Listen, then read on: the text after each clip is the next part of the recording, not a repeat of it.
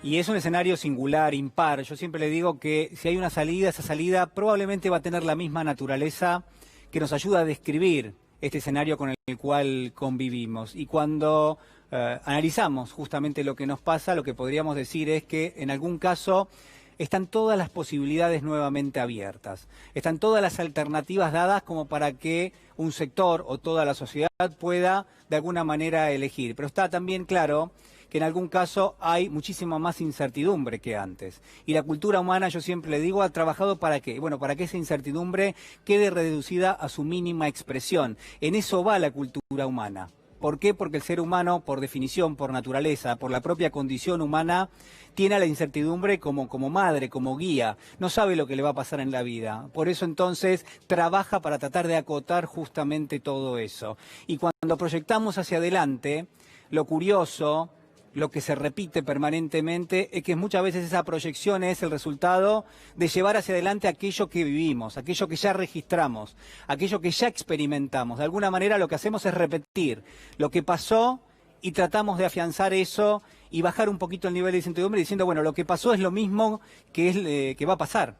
Es lo mismo de lo cual va a estar hecho el futuro. El futuro va a ser en gran medida lo mismo que fue nuestro pasado. Pero ¿sabe qué? En realidad de esto por supuesto que no es así.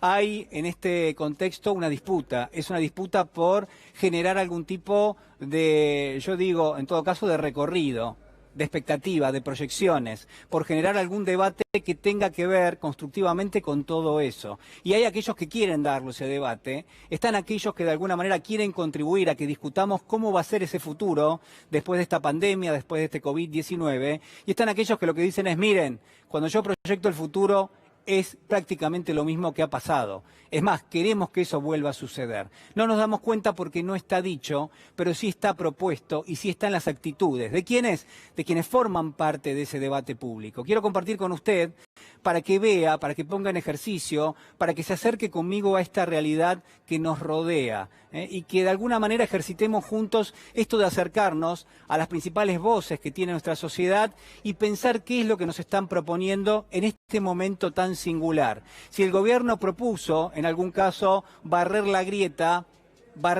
política, barrer la grieta social, que lo único que ha generado ha sido desigualdad, lo que han señalado aquellos que también tienen una responsabilidad ahora como oposición es prácticamente lo contrario. Fíjese cómo plantea, por ejemplo, Mario Negri, cómo plantea el debate político, cómo plantea la realidad, una realidad muy compleja, por supuesto. Dice Negri, es muy grave el desborde de poder, que expresa el presidente. Si los DNU, si los decretos de necesidad y urgencia equivalen a las leyes, el paso siguiente es cerrar el Congreso. El lugar para alegar en un litigio es el expediente judicial, no el atril presidencial. Negri lleva a su máxima expresión lo que es el debate político que está contenido en términos democráticos, el debate político que tiene que formar parte, sin ninguna duda, de esa proyección, de ese futuro que estamos discutiendo hoy. Y esto pasa, por supuesto, en todo el mundo. ¿Qué termina teniendo lugar? Se preguntará usted. Que la grieta se lo come todo. Que la grieta, interesada en alimentarse, ¿por qué? Porque de lo único que se alimenta es justamente de expresiones muchas veces de odio, muchas veces refractarias en términos generales a lo que pasa en la realidad, a veces se termina quedando con todo. Y si no, mire esto. Un atropello es lo que se quiere hacer con la propiedad privada, porque no hay límites, en esto no se puede transgredir a la Constitución Nacional. ¿Qué van a nacionalizar mi deuda también? Porque si van a nacionalizar todo, nacionalicen la deuda mía, la tuya, la de todos, ¿eh? ¿Quién la representa políticamente?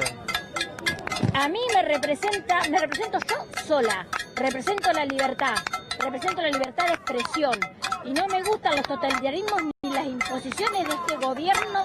O sea, expropiar esta empresa es nada más y nada menos que volver a agarrar más deuda, complicar más el país y al final quedamos todos desfavorecidos. Y además, entre otras cosas... ¿Estás en contra de la intervención del Estado? ¿Estás en contra de la intervención del Estado? Estoy en contra de la intervención del Estado, además. Esta marcha no es para soportar nada de lo que está diciendo el Estado. No es para en apoyo a las expropiaciones, es en contra. Tómatela porque nadie te quiere acá. Bueno, gracias. Es solamente una muestra para que usted vea en términos de qué argumento se discute algo que obviamente forma parte de la realidad y que quizás en algún caso va a haber que volver a discutirlo. ¿Por qué? Porque quizás lo que le ha pasado a Vicentín le vuelva a suceder a otra empresa. Entonces, ¿cuál es la curva de aprendizaje que estamos registrando? ¿Cuál es la curva de aprendizaje que tenemos que tener como herramienta para analizar lo que viene? Quizás los argumentos que usted escuchó recién no son el reflejo de lo que está pasando. Y solamente le voy a dar un dato nada más, pero hay muchísimos, ¿no? Comparta conmigo, fíjese, por ejemplo, qué dice uno de los directores del Banco Nación, una persona que se ha mostrado siempre interesado por reflejar la verdadera realidad de lo que le pasa, por ejemplo, a la compañía. Ante la justicia, un director del Banco Nación, que es Claudio Lozano, ratificó que Vicentín recibió 300 créditos de forma irregular. Y esto no estaba en las cosas que usted de alguna manera compartía conmigo recién. No estaba dicho. Lo que estaba dicho era toda otra agenda de argumentaciones que quizás uno tendría que aceptar que no pertenecen al plano de la realidad, que pertenecen al plano de la proyección, de lo que uno podría pensar, de lo que teme pensar que pueda suceder en un futuro, alimentado por un presente y alimentado por voces que obviamente buscan esa especulación, porque terminan alimentándose de esa grieta. Entonces, lo que quiero proponerle en esta tarde es que cualquiera de los temas que vamos a discutir, y hay muchísimos para hacerlo, y cualquiera sea el futuro que nos espera, hay que decidirlo hoy, y que no hay que dejárselo a las manos, no hay que dejárselo a los debates que proponen muchas veces referentes de la oposición política. Mire, lo que tuvimos en los últimos años ha sido un escenario de la desigualdad, un escenario donde grandes sectores de la sociedad perdieron muchísimos derechos, donde aumentó la pobreza, donde aumentó la indigencia. Reproducir eso, llevarlo hacia adelante, sería realmente un crimen.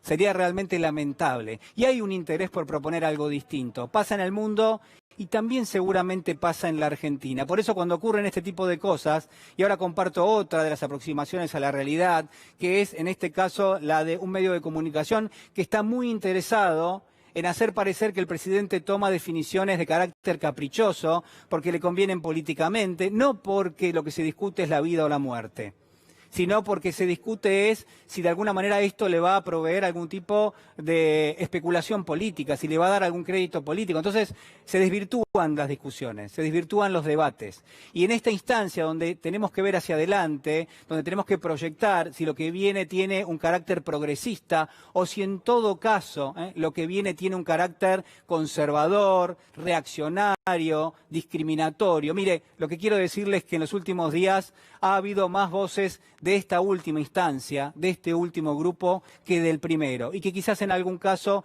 es momento nuevamente de discutir y de darle un lugar, porque lo que hay es una disputa y todos tenemos que dar la pelea.